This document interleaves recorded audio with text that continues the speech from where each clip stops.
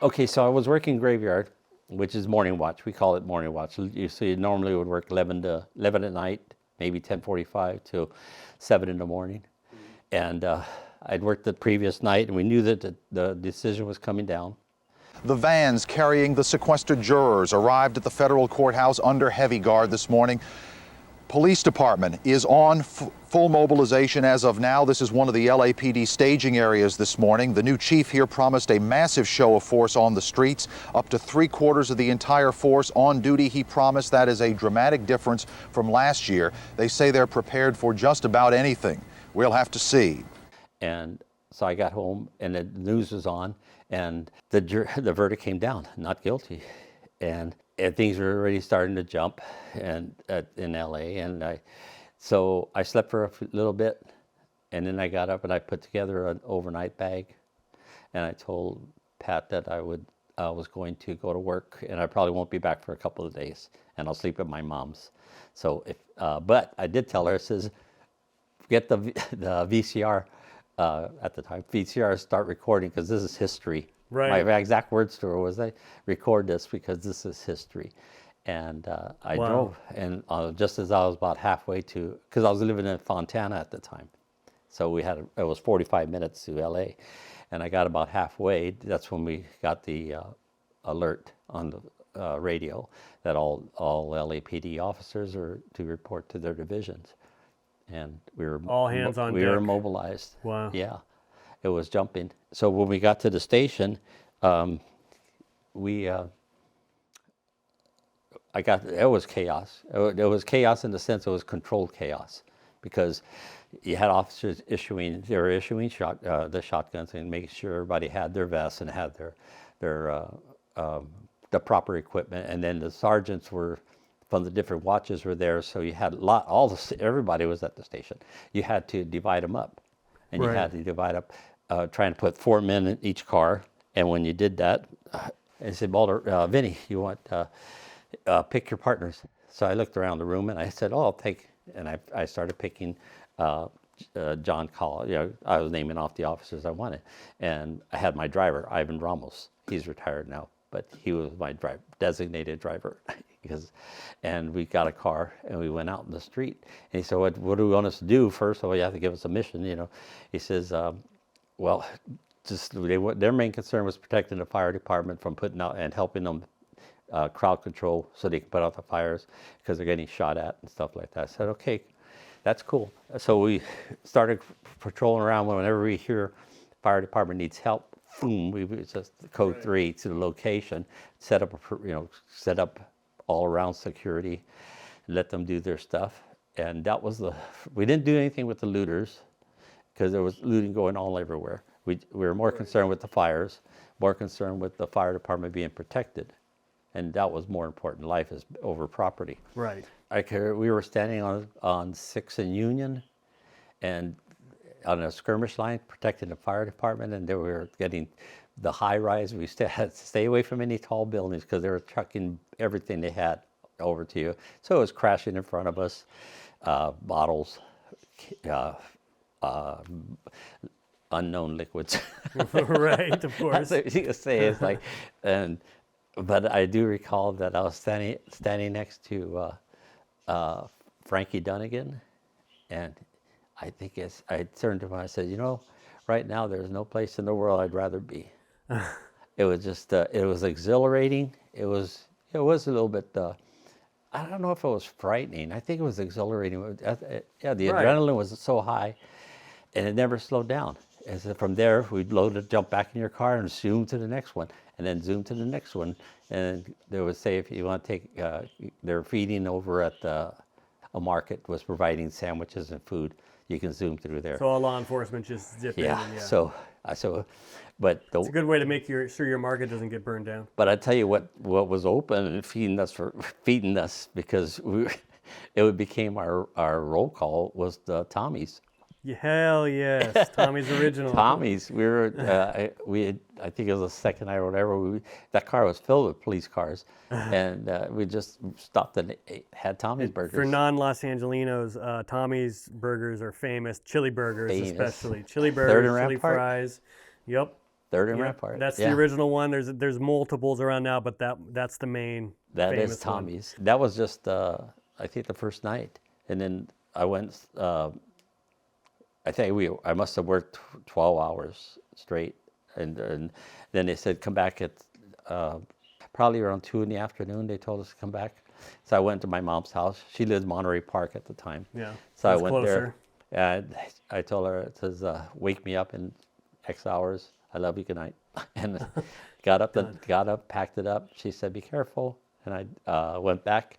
And the second time I got underneath us, we got put under Sergeant. That's the picture that you see there. The four of us in front of the Rampart station, and a Humvee was there because the National Guard came out. So there's John Collard, and that's me. And then there's Sergeant. You're the second from the left.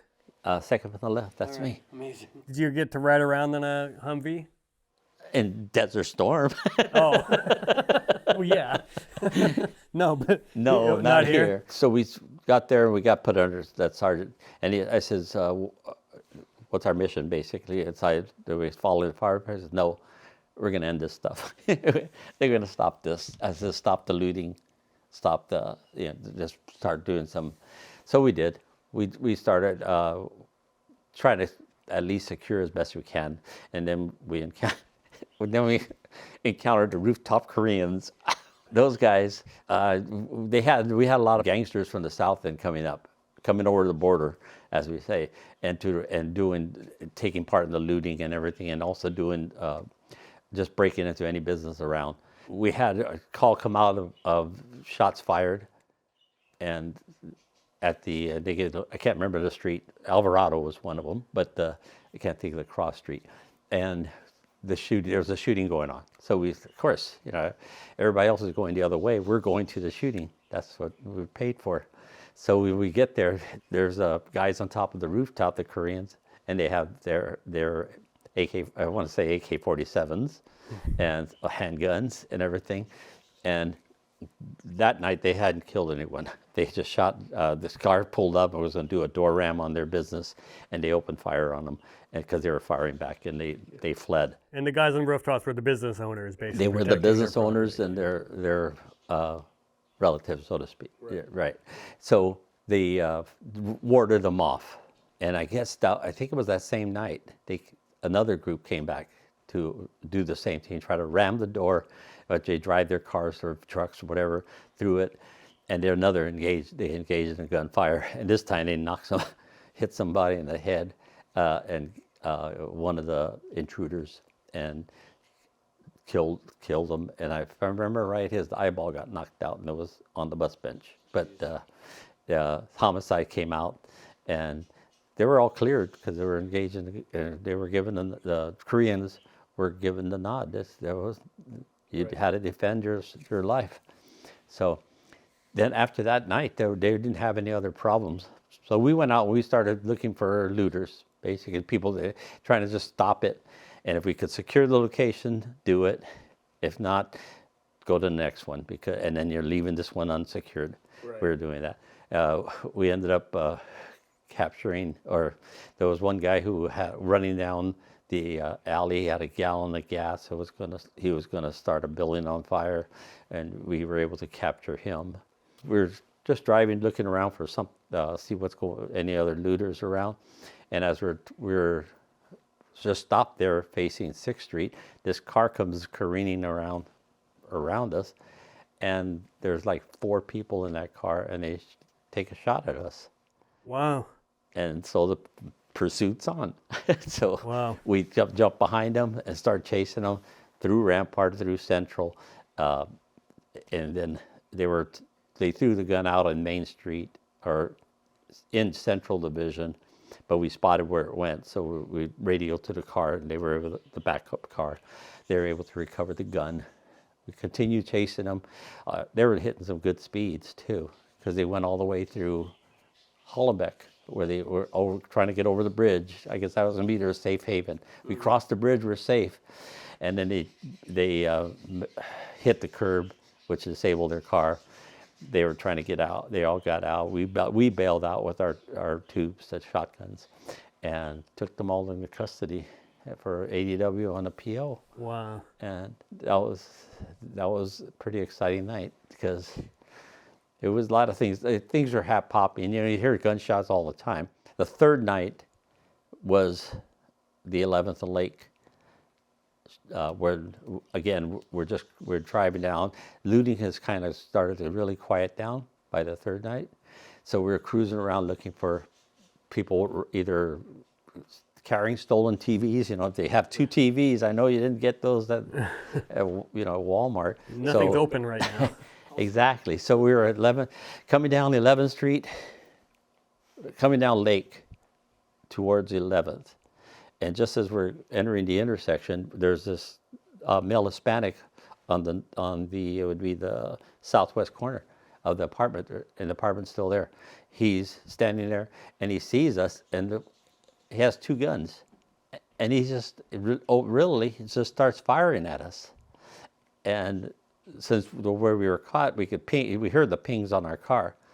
So Ivan accelerated through the intersection to get us out of the kill zone because we were stuck, and we got behind the building and looped back, and he had run into the building. The suspect had run in. So I put out the call and to Sergeant Hoare, and I said, "Hey, Jack, so we just got ambushed here at 11th and Lake." He said, "He said, "Well, let's meet," and we met further south, come up with a game plan.